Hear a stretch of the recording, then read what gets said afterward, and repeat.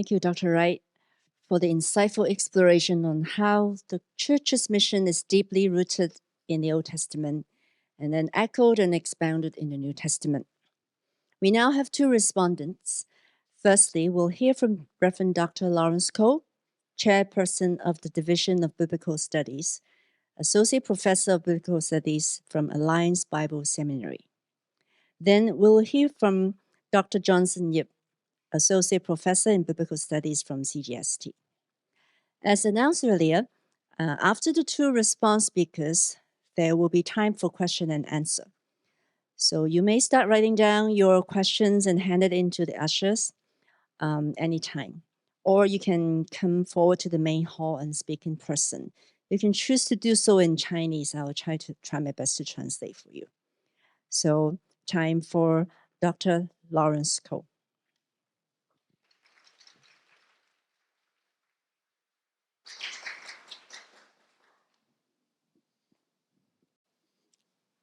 It is my honor to offer a response to Dr. Christopher Wright on the paper about Christian mission and the Old Testament. I had a dinner with him, and I knew that one of his best friends is Walter Moberly, which is my supervisor in Durham. And this makes me quite nervous because I need to give a response to my professor best friend. And that is quite a remarkable moment here. So this is my response. This paper aims to explore God's missional dimension in various Old Testament passages. First, Dr. Wright thinks that God announced his missional intention to Abraham so that he would be a missional blessing to all nations as described in Genesis 12, verses 1 to 3. Second, he brings us to Exodus chapter 19, 3 to 6, which determines the people of Israel to be a missional priesthood. That is the second point.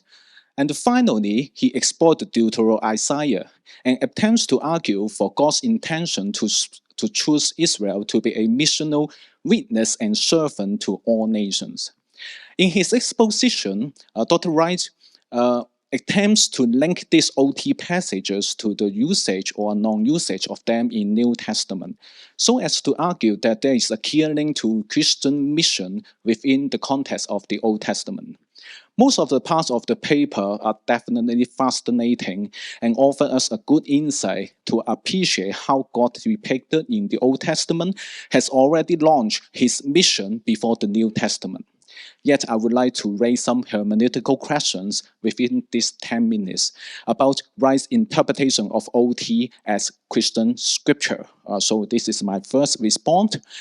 My first response is Dr. Wright thinks that the skeleton message of Genesis 12, 1 to 3 could be formulated with several imperatives at this. One of the imperatives will be go. And the second will be and be a blessing. This is the two imperative here. And the third element will be and all nations will be blessed through you. Dr. Wright is certainly right here to translate the two Hebrew imperatives as go and be a blessing. Then he attempts to relate this message to the Great Commission in Matthew 28 and thinks that the missional statement in Matthew 28 verses 18 to 20 is based on the text of Genesis 12, 1 to 3 as a foundation. But I think this intertextual linkage, however, is not all that clear. Although the concept of blessing to all nations already exists in Genesis 12, one cannot confidently rely on this mere concept to argue a missional dimension. The all-nation dimension in Matthew chapter 28, verses 18 to 20 is certainly based on an enduring tradition of Old Testament that the faith of Israel would be open to all Gentiles. But in the context of the Old Testament, this does not necessarily mean that a so-called mission being given to the people of Israel, as well as the Abrahamic promise. Further, other than the wordings of go or all nation, the Semitic I think the semantic correlation between Matthew 28 and Genesis 12 is so rare that it doesn't constitute a firm literary dependency from the hand of Matthew. And the verb go, we can see the Greek in here, certainly attested in Matthew 28 verses 19. But it is not an imperative, but a participle.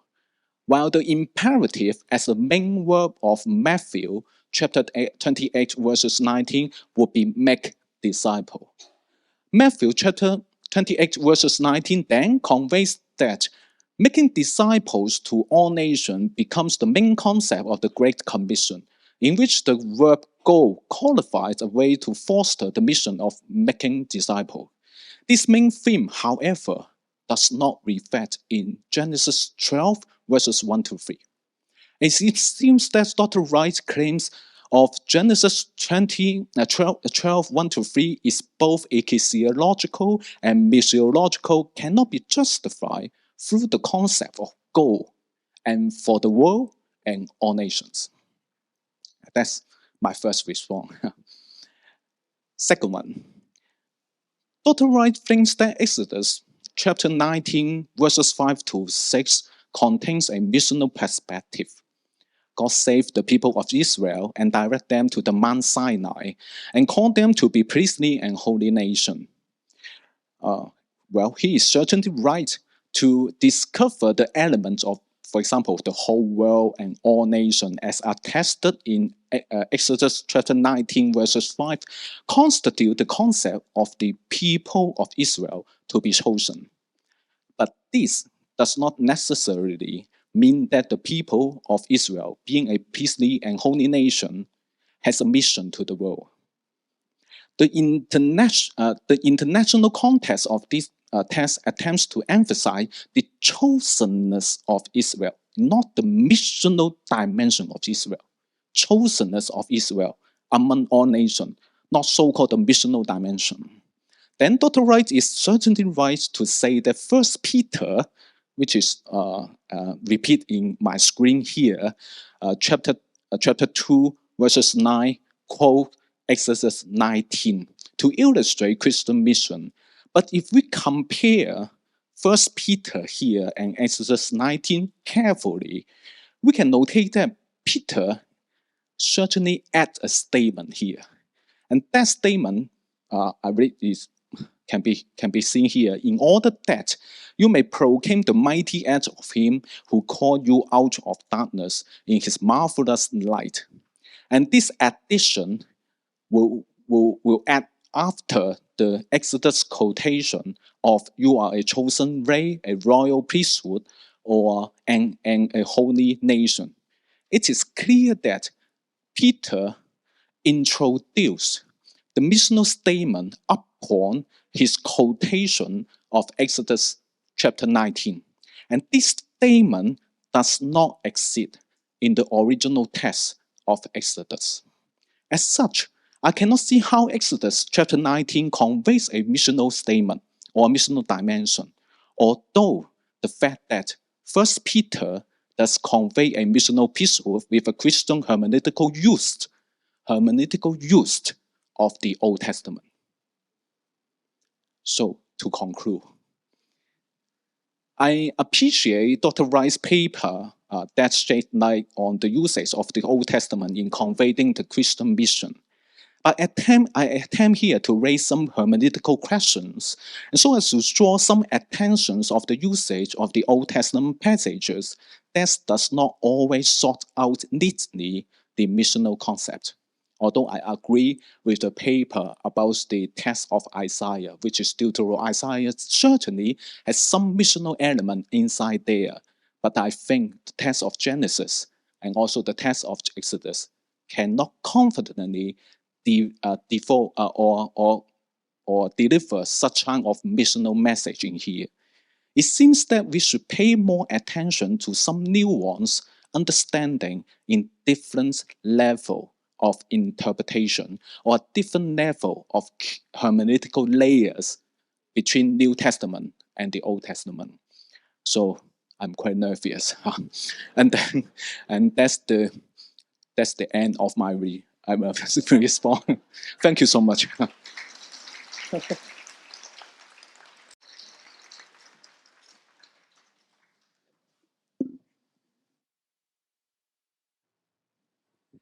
Thank you, Dr. Wright, for your inspiring lecture, and I feel so honored to give my personal response here.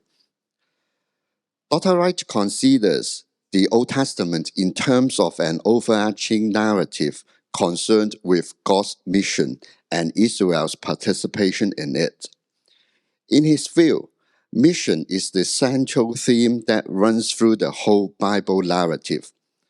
A missional hermeneutic is central to understanding the Bible. A major contribution Dr. Wright makes to scholarship is to offer the best guidance for a consistent hermeneutic for the Christian when interpreting the Old Testament. Chinese Christians often read the Bible backward, that is, from the New Testament to Old Testament.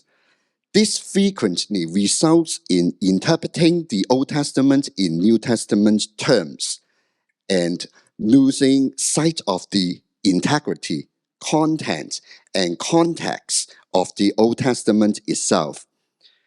In addition, some Christians view the church in the New Testament as a replacement for Israel.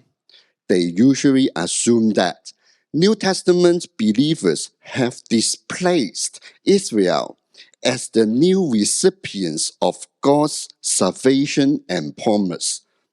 For Dr. Wright, the Old Testament doesn't depend on the New Testament for meaning or significance. He acknowledges the differences between the Old Testament and New Testament. He does not view Israel as an irrelevant community with the emergence of the New Testament. Dr. Wright has shown that just as God, through Abraham, brought Israel into becoming his covenant partners for the blessing of the nations, the New Testament describes that God, through Christ, a descendant of Abraham, has brought the people of all nations who believe in Jesus into becoming inheritors of the promise made to Abraham and the source of blessing to the world. By reading the Bible in a missional perspective, Dr. Wright has successfully made connections between Israel's calling to an instrument of blessing to all nations and the church's identity and mission as they are described in the New Testament. The church is an extension of Israel and shares the same mission. According to Dr. Wright, Christian mission is at its simplest a matter of God keeping his promise to Abraham. He points out that even in exile and under God's judgment, Israel was called back to this outworking of their Abrahamic identity. Referring to Jeremiah 29:7, Dr. Wright further noted that during the time of destruction and exile, Israel was called to be a blessing to the nations, even when Israel was in the land of the Babylonian enemies.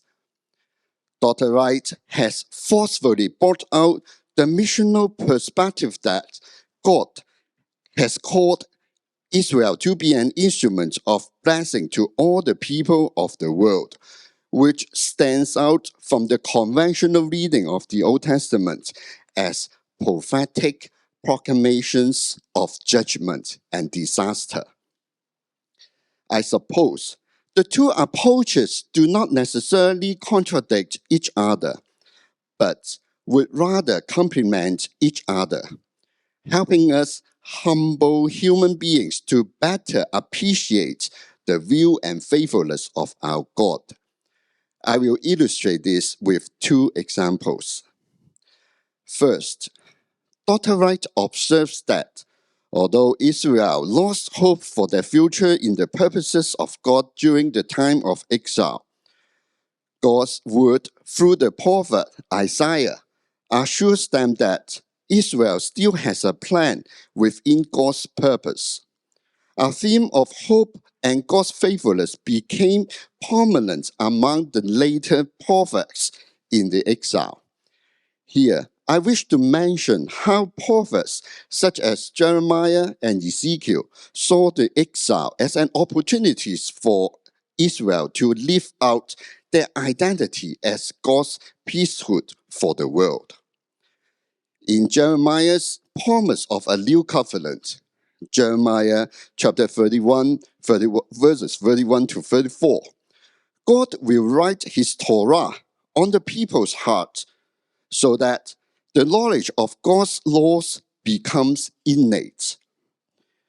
Underlying this promise is the idea of God's gift of a new heart and a new spirit in Ezekiel 36:26. God's writing of his law on the people's heart means that the observance of God's law will be the natural response of Israel.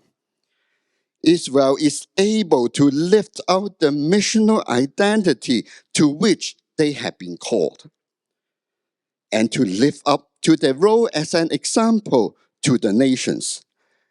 Even in a hopeless situation, God still used Israel to show his glory to the nations. He would become renowned because of the laws he gave Israel. The priesthood of Israel remained intact throughout the exile. As we have seen, God will accomplish his intentions for his people by doing for them what they can't do for themselves. God's purposes will be fulfilled no matter what. Second, Dr. Wright has elucidated on the priestly role of Israel in the world and how Israel exerts a tremendously important influence on all nations. Israel's participation in God's mission is very clear, to the extent that Israel might have played a determinant role in the success of the mission. But we have also seen God using other nations in his divine activities. Wow, God's blessing and gracious treatment of Israel provides the motivation for all other nations to turn to God. There were other occasions when God brings the knowledge and experience of his sovereignty to all nations directly without using Israel as an instrument of blessing. For example, the oracles against the nations in Ezekiel chapter 25 to 32 assert that God is sovereign over all kingdoms of the world, judging them for their misdeeds, but more importantly, maintaining a moral order that locates their ultimate fate within the context of God's missional intention in the world. Or to put it in another way, through the divine judgment, the oracles against the nations in Ezekiel assert that all nations will come to know or acknowledge God without Israel's participation. Among prophetic proclamations in exile, mission is something beyond mere human agency. It is essentially the activity of God. In the overarching scheme of things, God is at work. Coming back to the lecture today, Wright's lecture is worthwhile one that will promote reflection on living a missional life in the world. His work deserves attention from Christians who are interested in engaging the best-selling book of all time. Thank you.